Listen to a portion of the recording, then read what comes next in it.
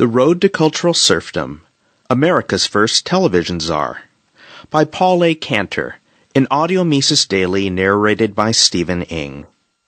This article is excerpted from Back on the Road to Serfdom, The Resurgence of Statism, edited by Thomas E. Woods, Jr., published in 2011.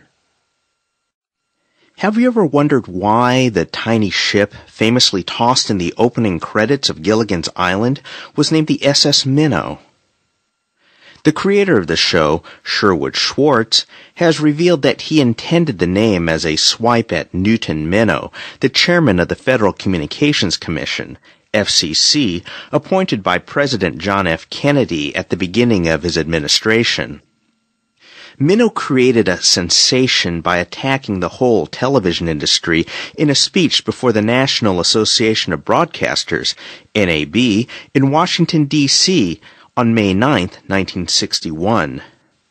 Describing television as a vast wasteland, Minnow called upon the networks to clean up their houses and improve their programming.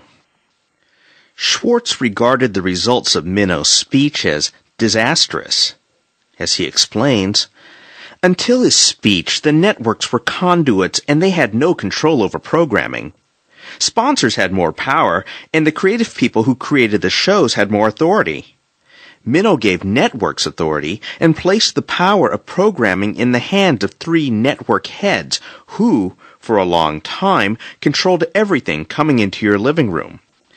They eventually became the de facto producers of all primetime programming by having creative control over writing, casting, and directing.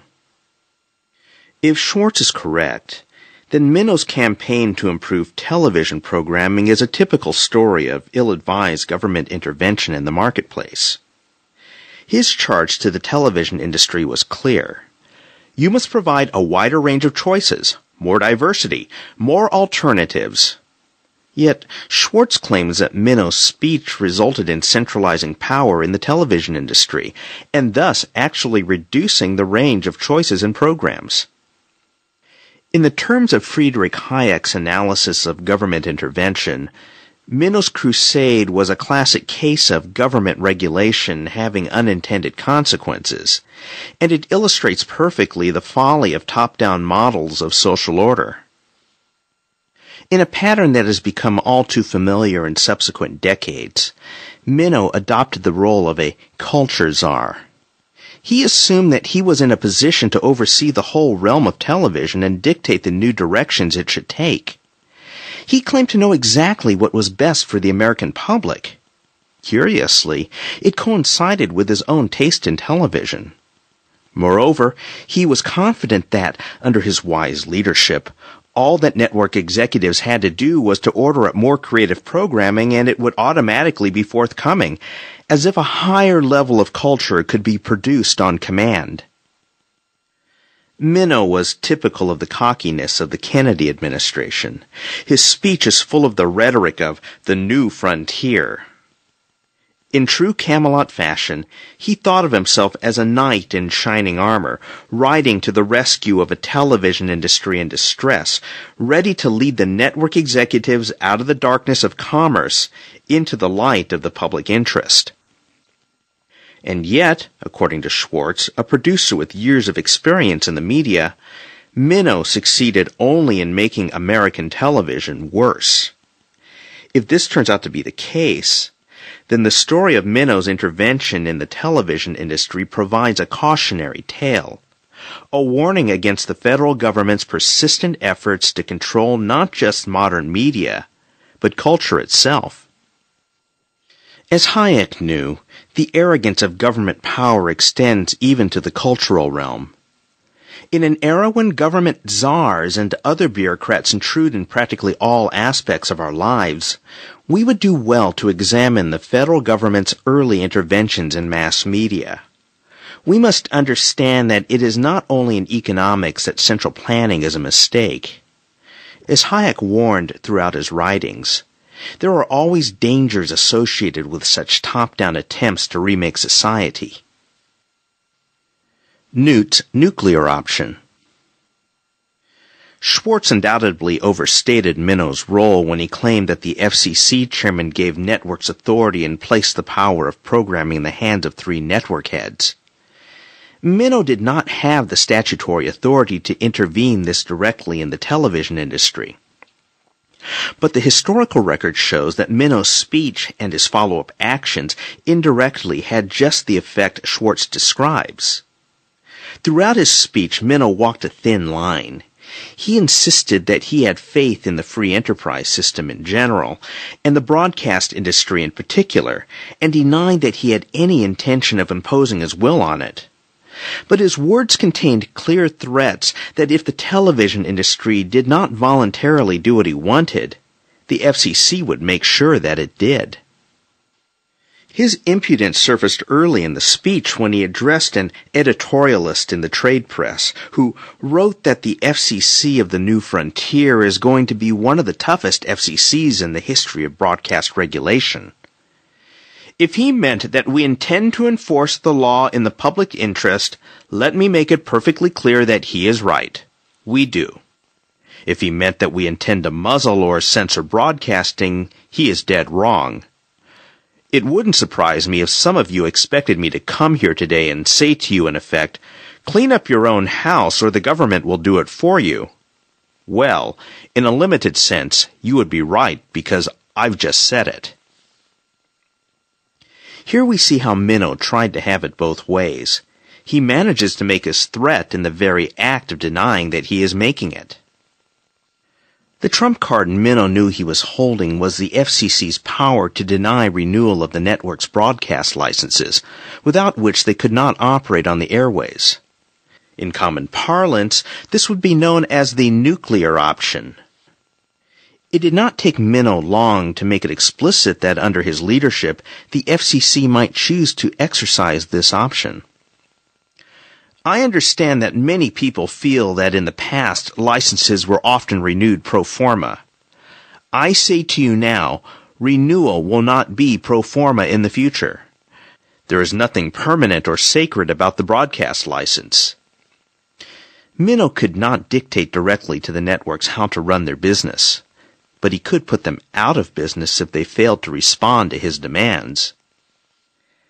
As legal scholar Robert Corn Revere observes, Minnow's speech was an exercise in public interest piracy, a naked effort to coerce broadcasters indirectly into doing what the government could not compel directly. It is a kind of speech that puts the bully in the bully pulpit. After raising a possibility intimidating enough in itself, holding public hearings on the network's performance, Minnow taunted his audience with the prospect of annihilation.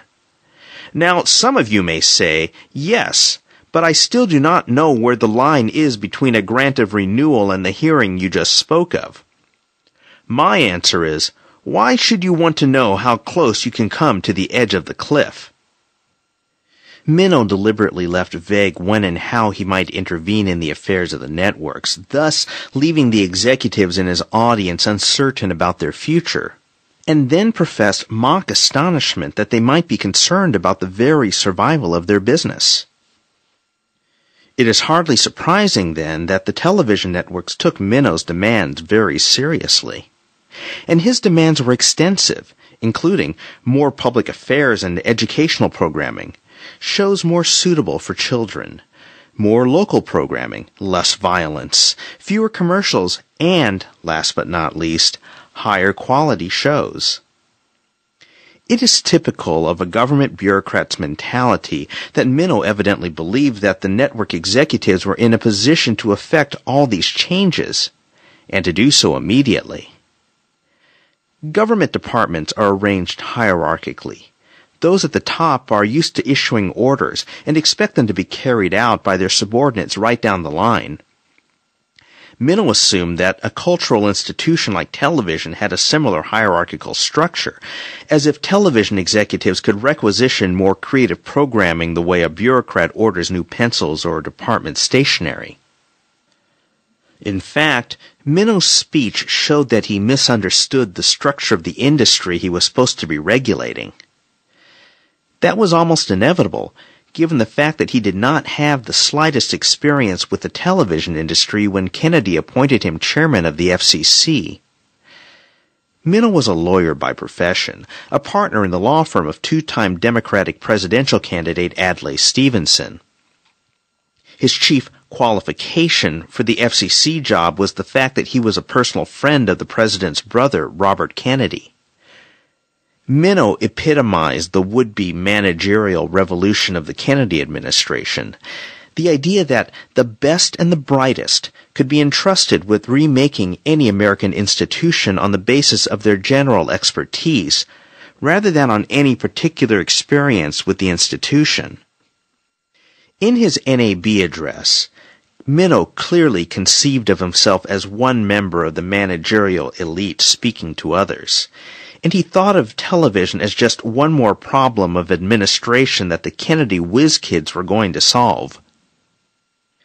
As Sherwood Schwartz explained, however, Minow overestimated the degree to which television executives in 1961 controlled the programming on their networks. To be sure, CBS, NBC, and ABC produced their news and public affairs programs in-house, as well as their morning and late-night shows. But for their prime-time programming, the TV networks generally followed a pattern they inherited from radio, in which they sold airtime to sponsors, who developed shows largely independently, often in concert with their advertising agencies.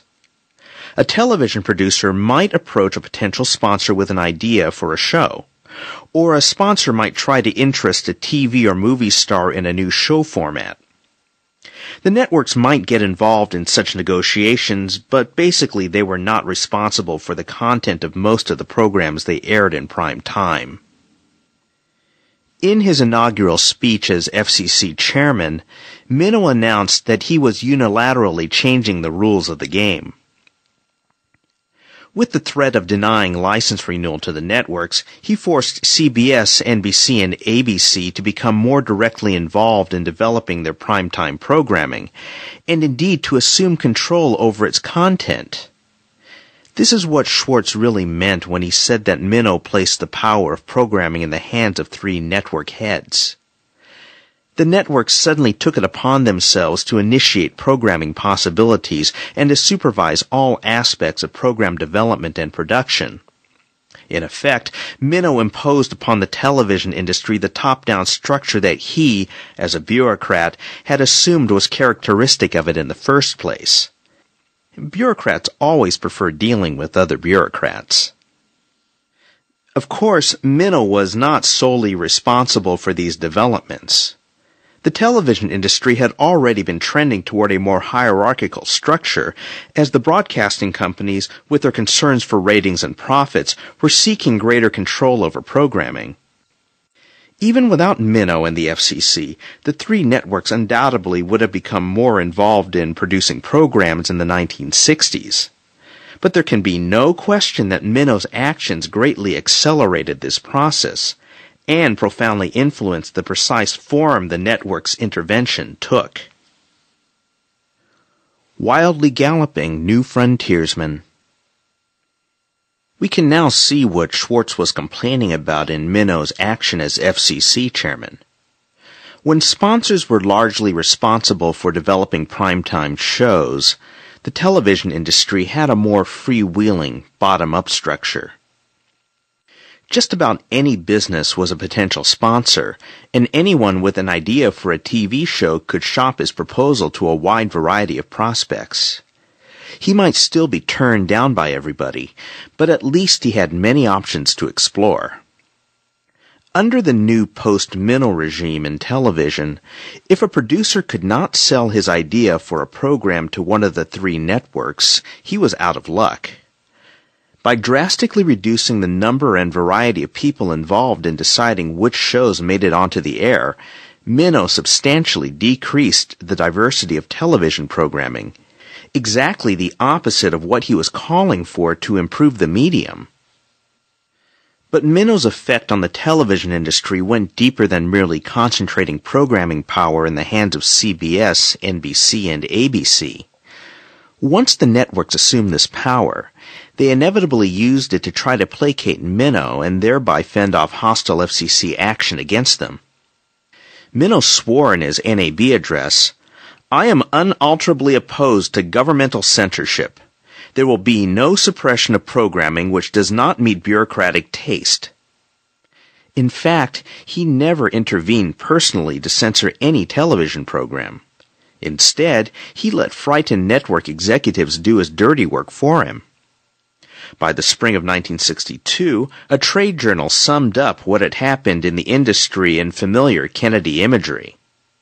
With a posse of wildly galloping new frontiersmen breathing down their necks and the shadow of the hanging tree lengthening over the land, the television industry's own sheriffs are intensifying their efforts to bring law and order to some of the wilder domains of the medium. The result of all these efforts was precisely to impose bureaucratic taste on American television. Lacking any magic formula that would instantaneously conjure up quality programs, the networks could not be sure of pleasing Minnow. Thus, they settled for not offending him. A number of prominent industry voices from the time testified to the chilling effect Minnow had on television creativity. ABC producer Roy Hudgens said, "Now for the first time in television's brief history, a decline in quality and spirit is underway, and the abrupt reversal is largely the result of Newton Minnow's policies as chairman of the Federal Communications Commission.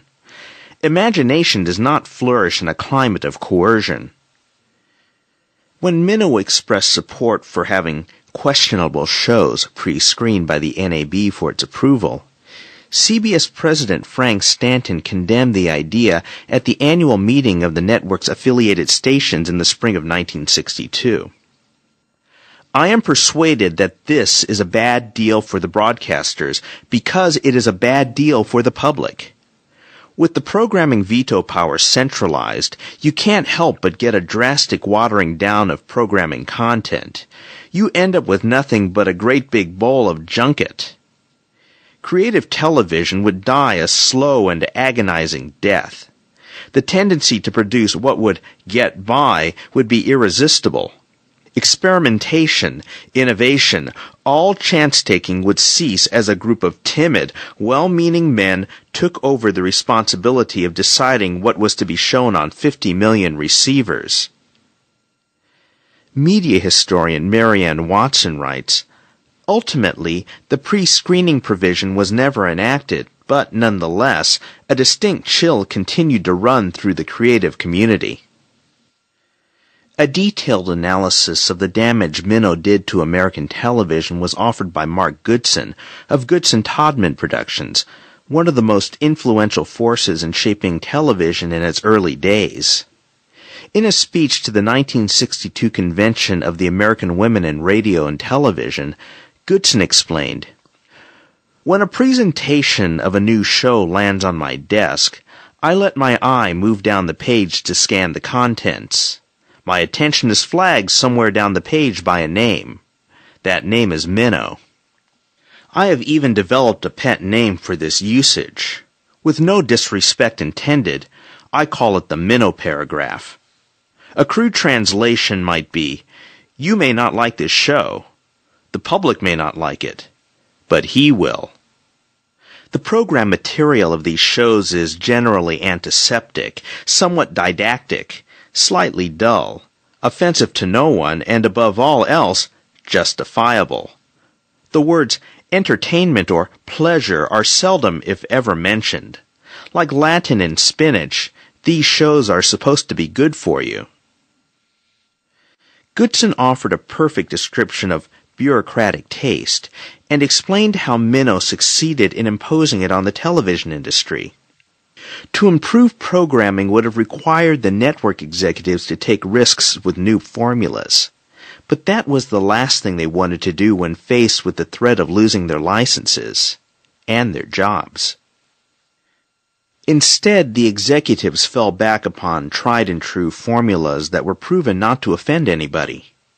As Watson recounts, As the first Minnow season evolved during the spring and summer of 1962, the innovation in programming the industry had promised after the Wasteland speech failed to materialize. Old stars and old formulas appeared on tentative primetime schedules.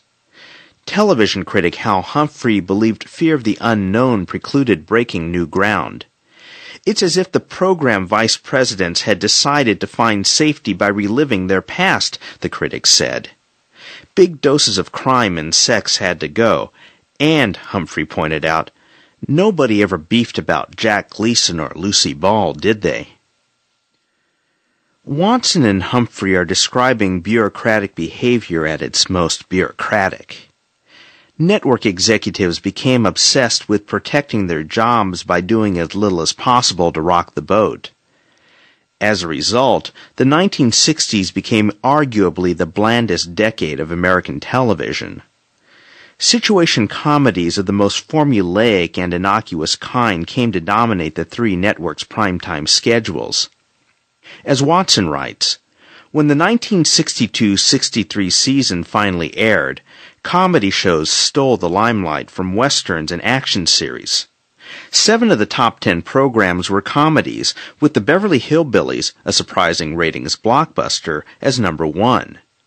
Most critics were appalled. So much for Minnow's revolution in the quality of television programming. Top-down versus bottom-up culture. With his new frontier faith in the power of government to solve any problem, Minnow failed to grasp how complex culture is and how elusive artistic creativity can be. One cannot simply command better television programs, especially not original and innovative shows. Government bureaucrats and network executives are not themselves creative people. On their own, they cannot foresee what better programming will look like or how it can be produced. At best, they can recognize creative programming when real talent produces it. That is why the television business is, to put it bluntly, a crapshoot. It works best by a process of trial and error, what one might call cultural selection on the analogy of Darwin's natural selection. In the ideal situation, a large variety of television producers will be in competition, with the freedom to experiment, trying out all sorts of possibilities, to see what will click with both critics and the public. As in all circumstances, in cultural production, a market economy is more likely than a command economy to achieve higher quality, simply because markets multiply the forces participating in the creative process, and thus draw upon a greater range of knowledge, skill, experience, and talent. What looks like chaos to a government bureaucrat is in fact the lifeblood of culture. By concentrating the power of programming in fewer hands, and thereby significantly reducing the range of experimentation, Minnow's project was doomed from the start. The government cannot force people to be creative. From the beginning, Minnow acted like the typical government bureaucrat.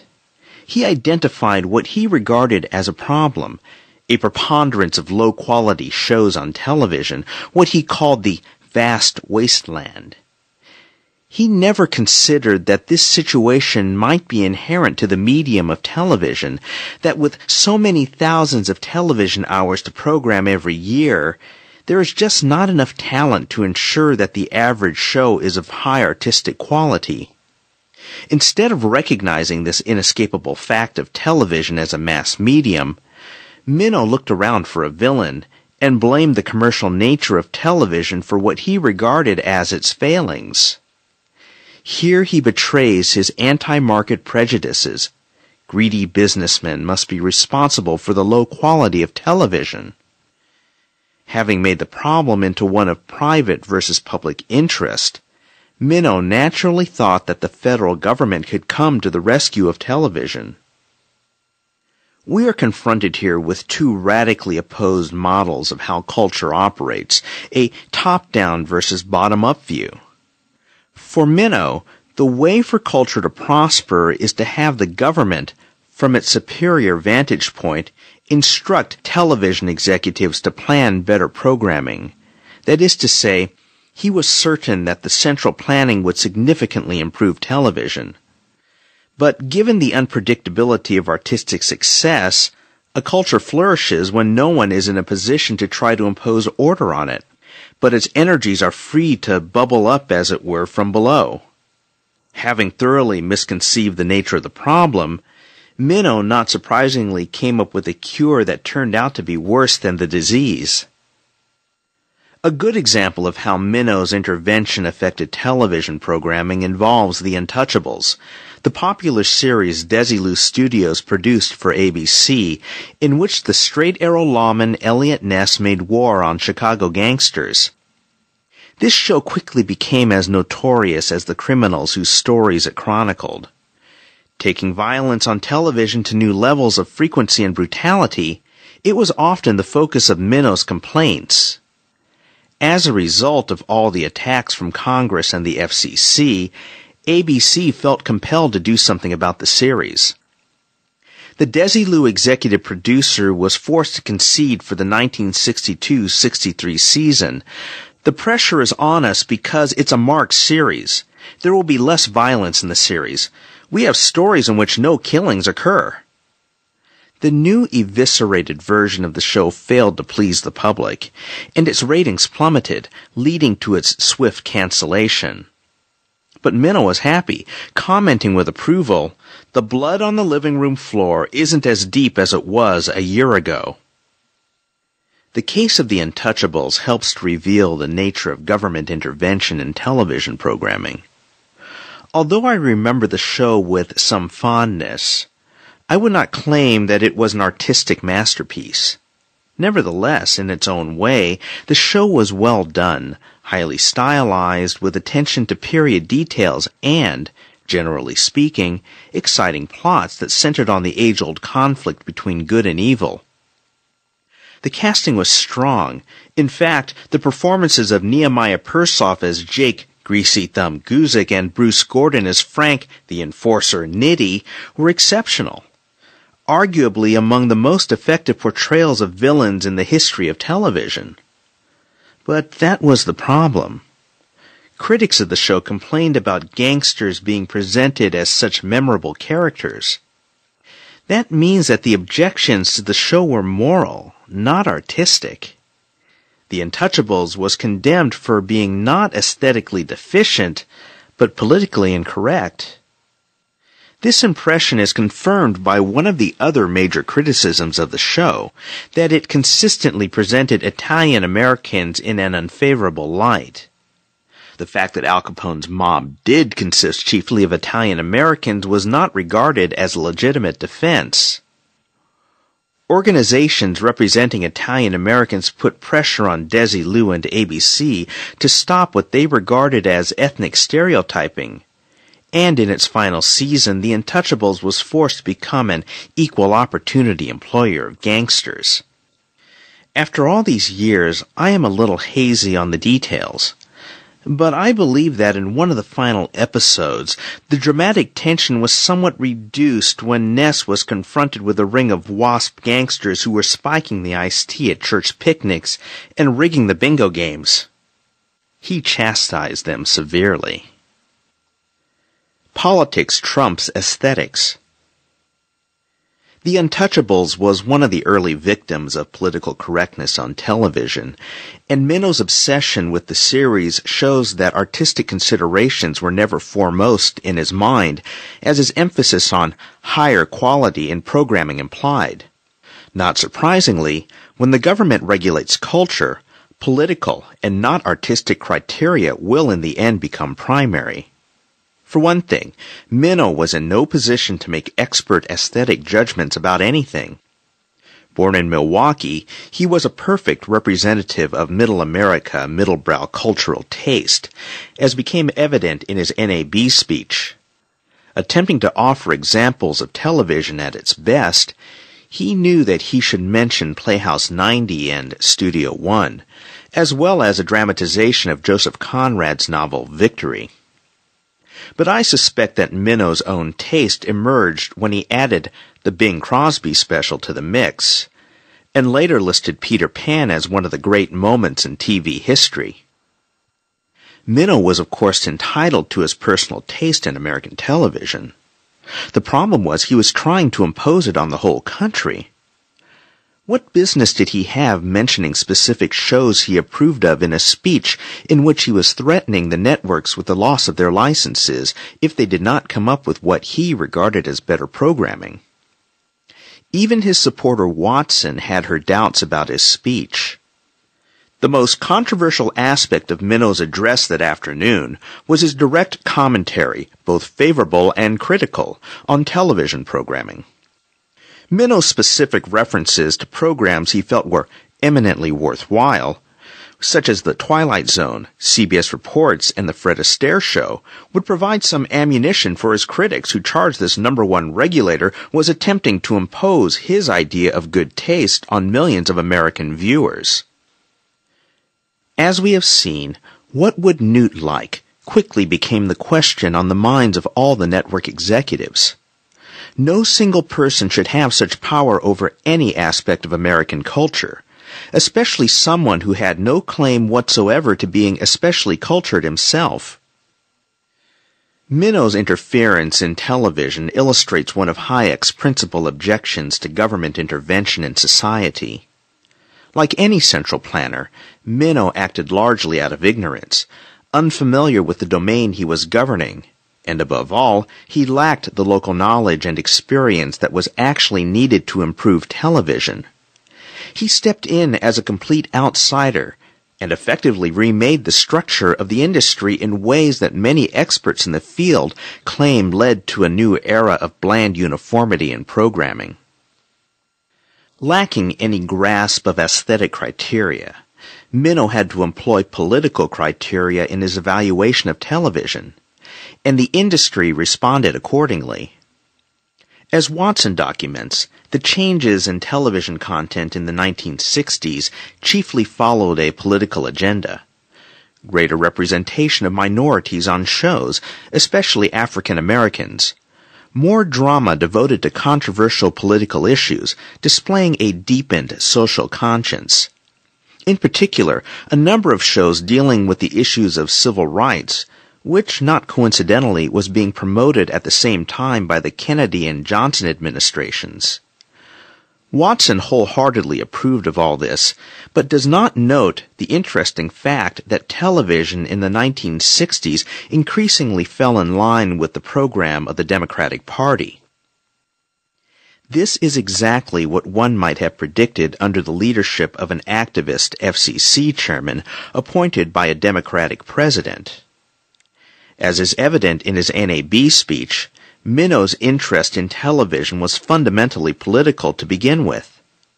One just has to look at his laundry list for improving television.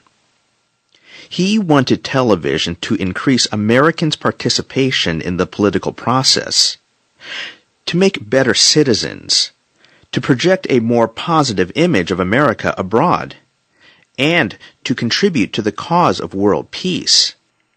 In sum, he wanted television to become an arm of the Kennedy regime. The fact that he viewed all these goals as non-controversial shows how truly partisan he was. He could not think outside of the New Frontier box. Inevitably, the NAB speech builds up to a ringing Kennedy climax. I say to you, ladies and gentlemen, ask not what broadcasting can do for you. Ask what you can do for broadcasting, and ask what broadcasting can do for America. As with everything else on the New Frontier, Minnow's agenda for television was closely bound up with the Cold War.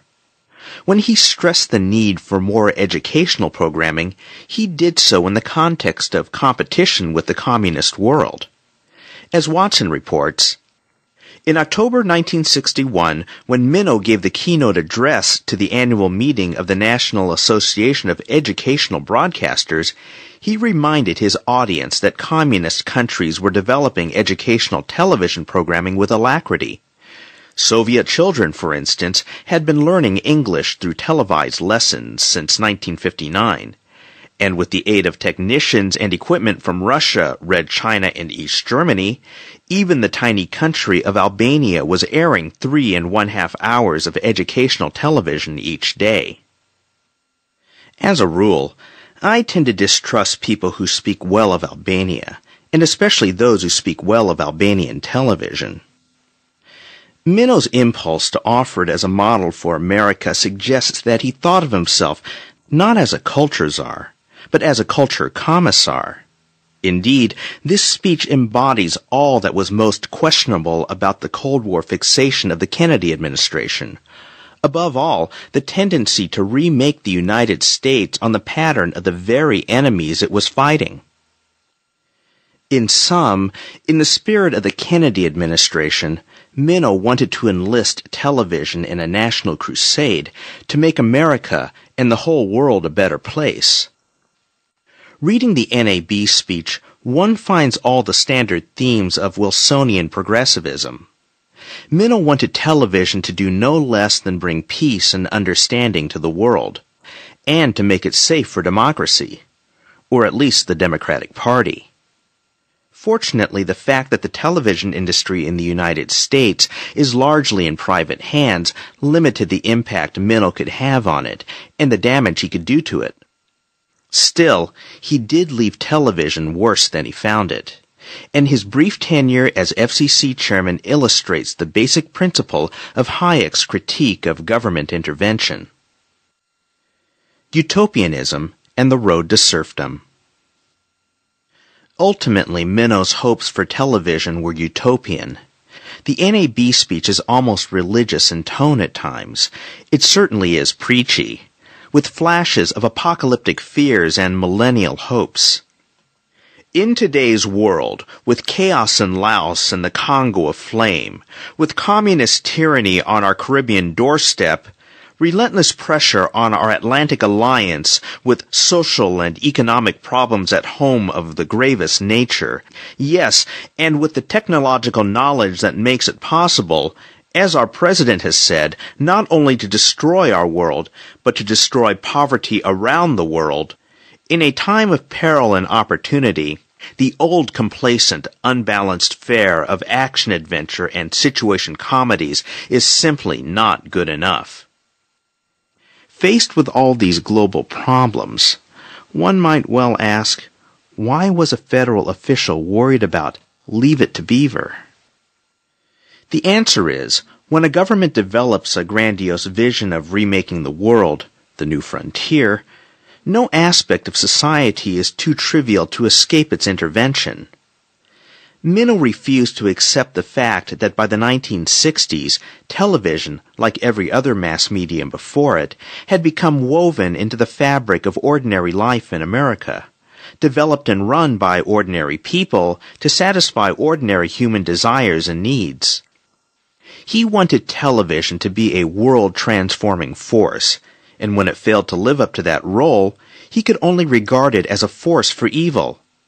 His view of television can best be described as Manichaean, an all-or-nothing attitude according to which the medium could function as an agent of either salvation or damnation, but nothing in between.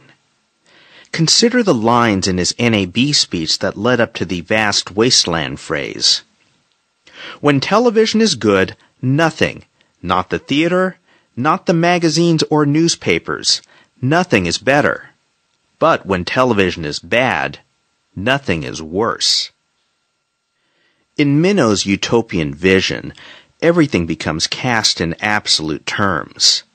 Television must either be the best medium or the worst. It cannot be in the middle, where in fact all mass media lie. Dedicated to serving average Americans, the mass media tend to gravitate toward an average level of accomplishment. This is a fact of democratic life. Mino's quarrel with television was the petulant reaction of a disillusioned idealist. If television could not help in bringing about Mino's vision of a perfect world, a world without poverty, then it must be complicit in all the evil forces that make the world imperfect.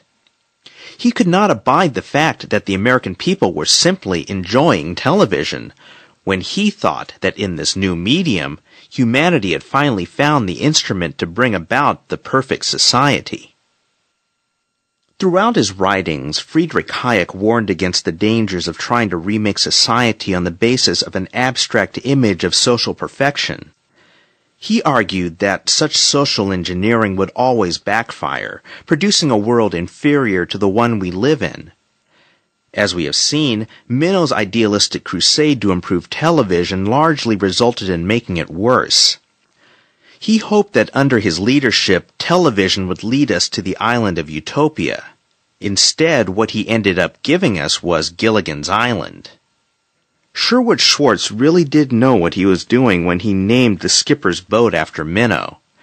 And as we think about the career of America's first programmer-in-chief, we should view with alarm the persistence and proliferation of would-be culture czars in our world today.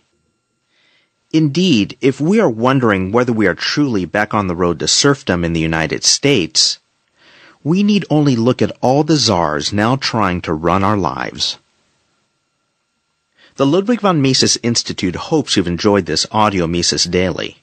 For a world of free market literature, media, and discussion, visit Mises.org.